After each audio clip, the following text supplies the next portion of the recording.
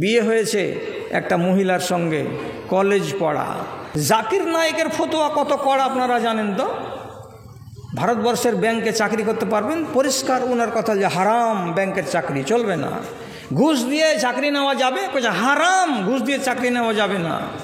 তো ওকে যখন ফোন করেছে এইরকম এরকম ব্যাপার, আমার স্ত্রী আমাকে বলছে দাড়ি ছাড়ো, আর না তো ও আলাদা হয়ে যাবে, কি করতে হবে? ওখান থেকে খবর দিল স্পষ্ট ভাষায় যে ওই বাড়িওয়ালিকে বাদ দিয়ে দাও, এ বাড়িওয়ালি তোমার ইমানের দুশ্মন, আগামী দিনে আরও বড় আবদার করে বসবে, সেই দিন তুমি ওর আবদারকে মেনে নিবা, আর তারপরে তোমার ইমান আস্তে আস্তে ড্যামেজ হবে, ওকে বাদ দিয়ে দিতে পারা যায়। বিয়ে হয়েছে একটা মহিলার সঙ্গে, কলেজ পড়া। গুণে যদি দেখা যায় তো 1 থেকে 150টা দাড়ি হবে। এই জায়গাটাতে বেরিয়েছে এক নৌজওয়ান ছেলের। বিয়ে টিয়ে হওয়ার পর 3 থেকে 4 দিন পরে যখন বউটার পা হাত সোজা হয়েছে শ্বশুরের বাড়িতে, তখন একদিন হাসতে হাসতে নিজের স্বামীকে বলছে, হেই জোয়ান মানুষ আর দাড়ি রেখেছো থুতনিতে, এই বয়সে কেউ দাড়ি রাখে? যখন বয়স 40 হয়ে যাবে তখন দাড়ি রাখবা, এখন কিছুদিন একটু চিকন চাকন করে মুখখানা রাখো, মানাই না তোমার চেহারাতে দাড়ি। লোকেরা থাক। 2 দিন গেল, 3 দিন গেল, আবার ওই স্ত্রীরা একই কথাই বলছে, হ্যাঁ দাড়িগুলো কুটকুট করছে তোমার, আমাকে ভালো লাগে না, তুমি দাড়িগুলোকে কামিয়ে দাও তো, চেহারাটা দেখে খুব সুন্দর লাগবে।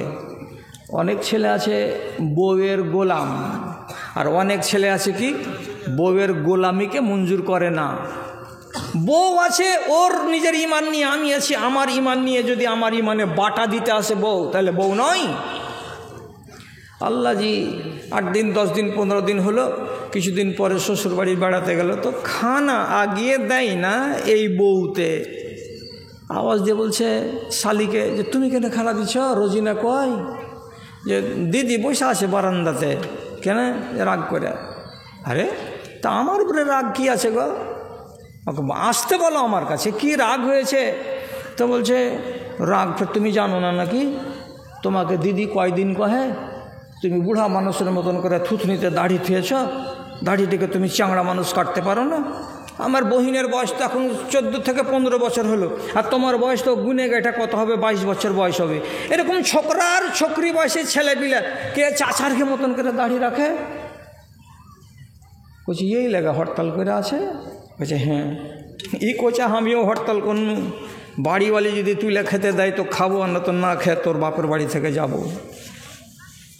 খেয়ে দিবি না? কত জিদ মেয়ে ছেলের শক্ত হয়। আল্লাহ তুমি রেহাই দিও।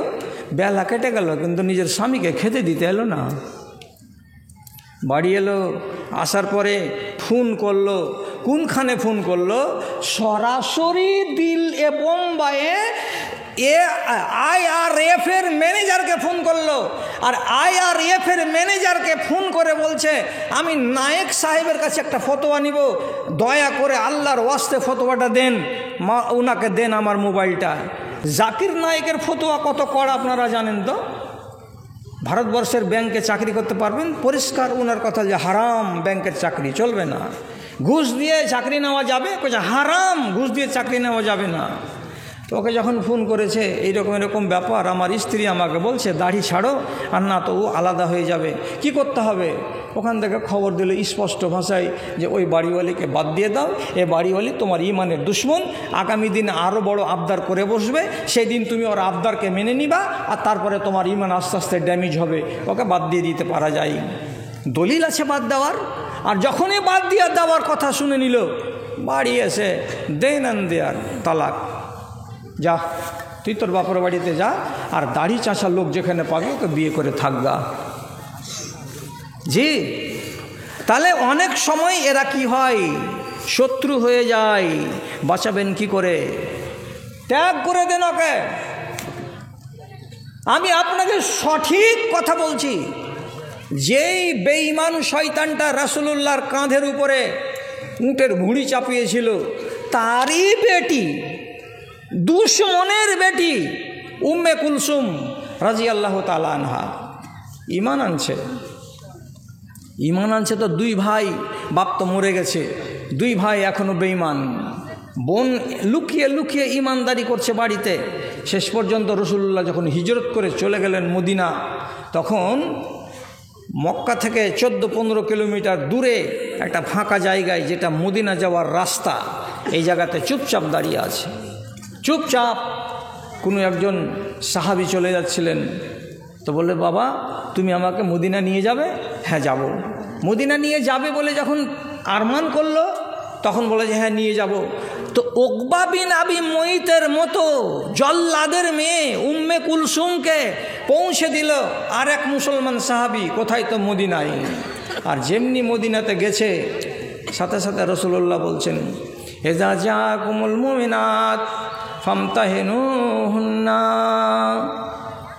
মুসলমানেরা তোমাদের কাছে মক্কা থেকে যদি কোনো মেয়ে ছেলে হিজরত করে চলে আসে, তাহলে ভালো করে যাচাই করো, ভালো করে বাছাই করো যে মেয়েটি আসলে ঈমানদার না ঈমানদার নয়। ধোঁকা দিতে পারে তোমাদেরকে আর আমাদেরকে। যাচাই করো।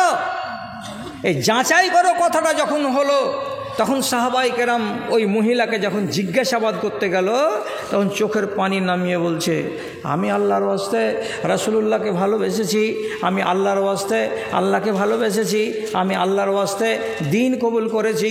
আমার দুটো ভাই আছে, তারা এখনও বেদিন, আমার বাপ বেদিন হালাতে মরে কবরে চলে গেছে, কিন্তু আমি আল্লাহ পাকের নবীকে মেনে নিয়েছি, আমি তার উপরে ঈমান এনেছি, অতএব আমাকে তোমরা সন্দেহ করিও না।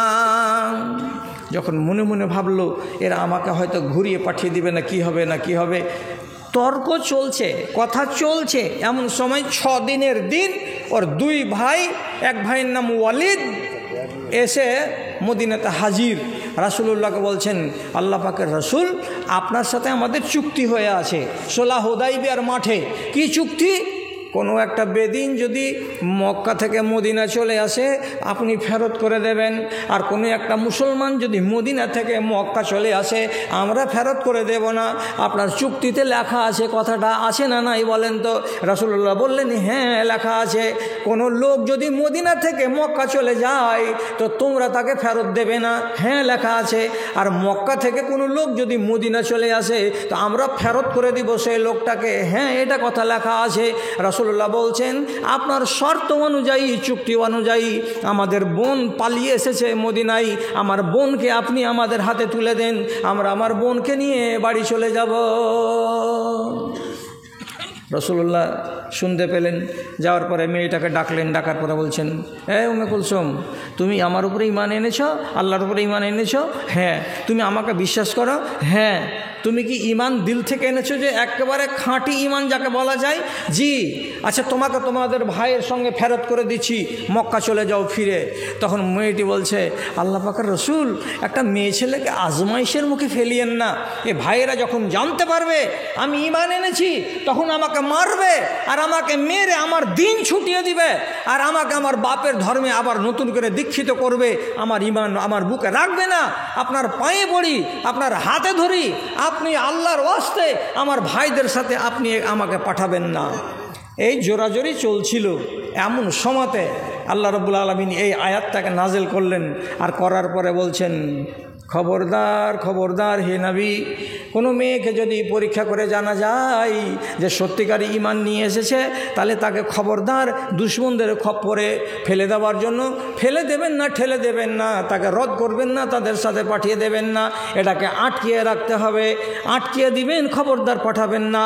রাসূলুল্লাহ যখন আয়াতটাকে শুনলেন, জানলেন, মানলেন, তারপরে বাইরে এসে 2 ভাইকে ডেকে বলছেন, ও ভাইরা তোমরা শুনো, এমন একটা মহিলা হিজরত করে এসেছে যে যেই মহিলা তার নিজের 2 ভাইকে চায় না, তার বংশকে চায় না। কেন? যে ভাইয়েরা তার দিনের সামনে আড় হয়ে দাঁড়িয়েছে, ভাইয়েরা তার দিনকে বরবাদ করে দেওয়ার জন্য কোমর বেঁধে আছে। অতএব তার সামনে আছে তার ঈমান, আর তার সামনে আছো তোমরা 2 ভাই তার ঈমানকে লুটে নেওয়ার জন্য। কোনটা করা যায়?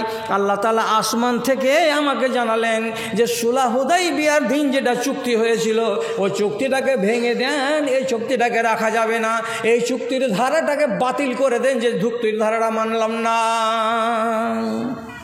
খালি হাত যাও, থেকেই যাবে, এই বোনকে তোমরা নিয়ে যেতে পাবে না। রাসূলুল্লাহ আটকে দিলেন, রাসূলুল্লাহ আটকে দিলেন মেয়েটাকে। খালি হাত এরা দু ভাই চলে গেল। কি বলে চলে গেল? যে না, আর আমাদের বোন হয়ে নাই, একে আমরা বোন বলতে পাবো না। যাওয়ার কালে চোখের পানি ঝরিয়ে বলল, বোন রে, জিন্দেগির মতন ভুলে গেলি, ভাইয়েরাকে ভাই বলে মানতে পারলি না। তো বোন পরিষ্কার বলছে, আমার কাছে আমার ঈমান পেয়ারা, আমার কাছে আমার ভাই পেয়ারা নয়। বন্ধুরা, যদি ঈমান বাঁচাবার গরজ থাকে তো অনেক কথা আছে। দরকারে ধন ছাড়তে হবে, দরকারে মা ছাড়তে হবে, দরকারে বাপ ছাড়তে হবে, দরকারে ভাই ছাড়তে হবে, দরকার হলে দেশ ছাড়তে হবে, এবং সব আল্লাহর শরীয়তে প্রমাণ আছে, এক এক করে আপনাকে বলা যাবে। কিন্তু এত কথা তো বলার সময় নেই, ঘড়িতে বেজে গেছে রাত 1টা।